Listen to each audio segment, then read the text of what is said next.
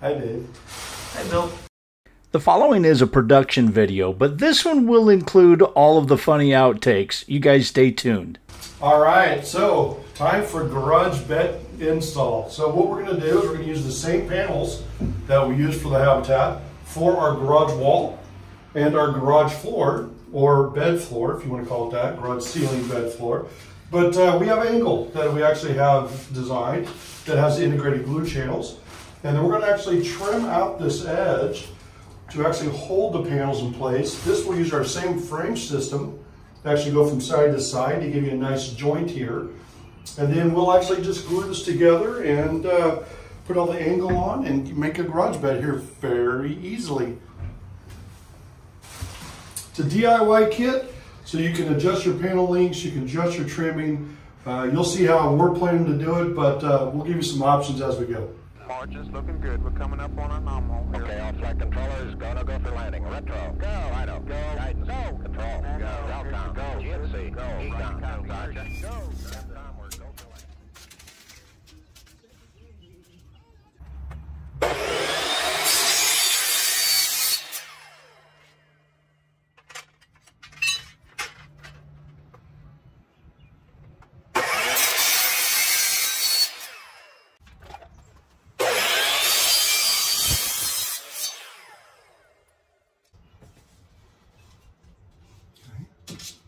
Okay, there we go. These are going to come uncut, and you're going to go, what the hell, it comes uncut? Yes, because you will have assembly tolerances, and you want to be able to control your own gaps. And you notice the little lips and radiuses here for the extrusion, so you're going to want to come in and mark these and make a little bit of clearance notches so you can get this gap and everything just right. You do have to do some cutting. I'm sorry.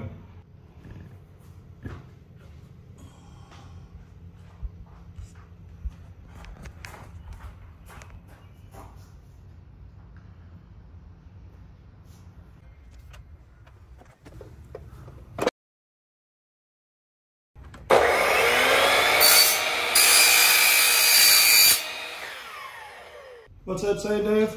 Like a glove? Like a glove. There we go. Let's do the other one.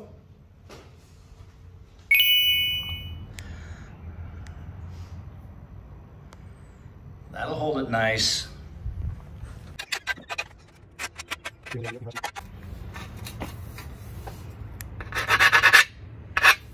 File works one direction.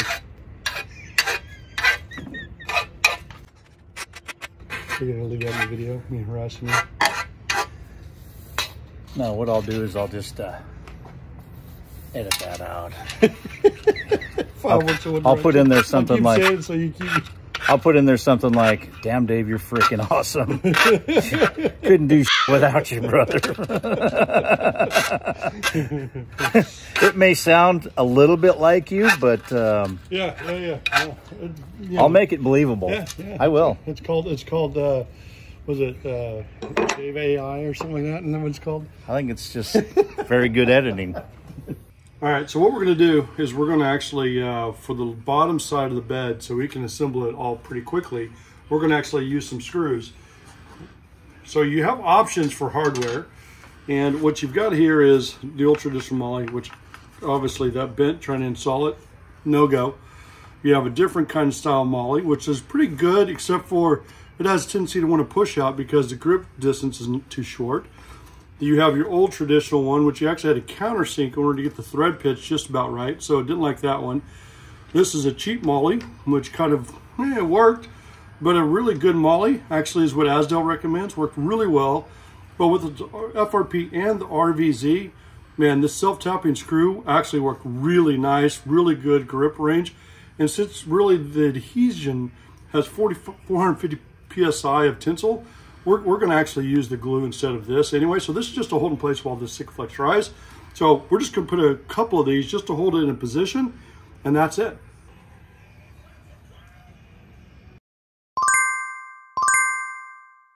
So in our wall angle, which is what we call it because you adhere to the wall, we have the integrated glue pockets, which actually allow the right gapping for Sikaflex. We also have in the extrusion is screw assembly. So if you want to put two side by side, you can do that. Center of the flange here, center of the glue pocket here or center of the flange here. So you notice this is offset just a little bit. That's offset because of the thickness here. So it keeps you some symmetry for drill guides, so you can kind of move along and put it wherever you want. So we're going to put a couple screws right here that's going to be hidden under the panel. So when it's all assembled, you won't even see it anyway. And it's all going to be coated and protected, so no worries about corrosion either.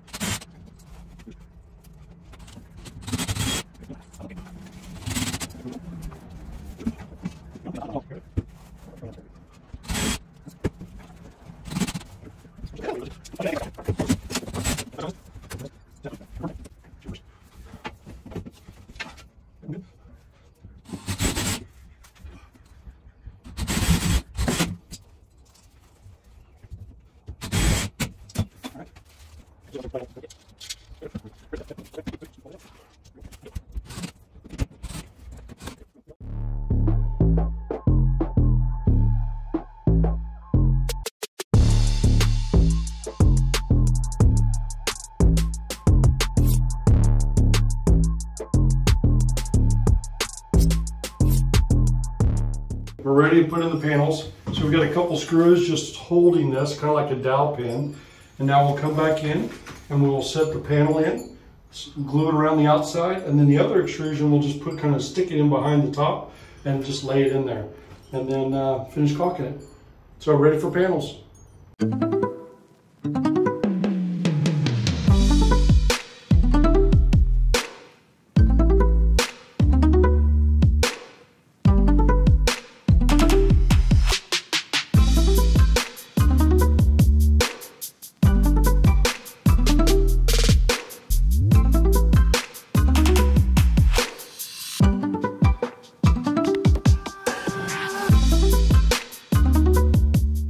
Pro tip. I know I've got a few questions about how do you get that piece up there really nice and straight? You know, you just get one of these. I know I've got a few questions about how do you get this piece? How do you get that piece up there really nice and straight? You know, you just get one of these. Have I ever told you guys how much just a sheer pleasure it is to film around non-YouTubers? You know, it gets me to really brush up on my editing skills afterwards. I'll put a link in the description, and then you use a heat gun and you just heat the corners. Technique pioneered by Bill Sands.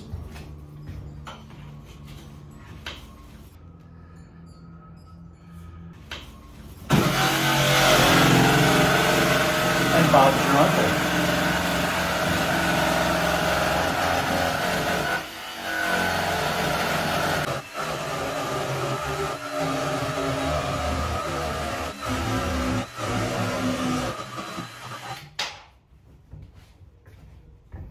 He's making a lot of noise out there, making this difficult.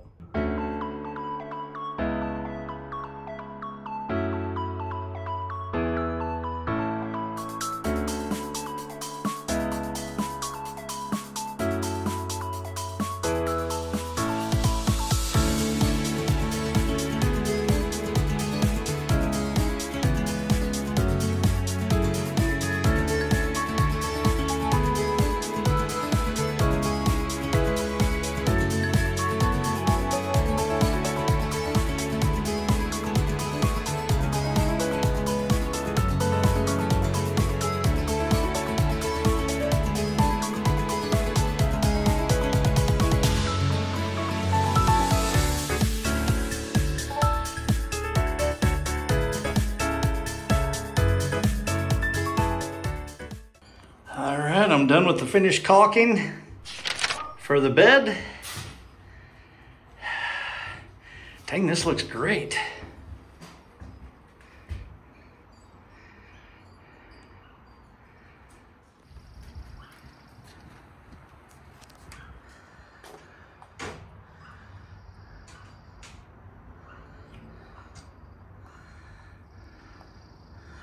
That is nice and big.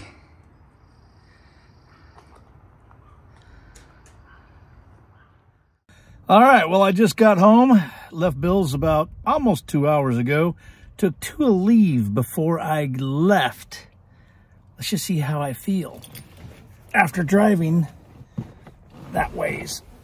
I have to say, I felt a lot worse. This isn't actually too bad. Usually I'm so crippled up for going into the house. This isn't too bad. Well, hey guys, I hope you enjoyed that alternate ending and the different kinds of editing that I did with that to make it actually a good presentation. It's just the typical stuff you got to do when you're editing. And if you've done some YouTube videos, you know what I mean. Until next time, I'm Dave Anderson signing out. You guys be safe out there. And God bless.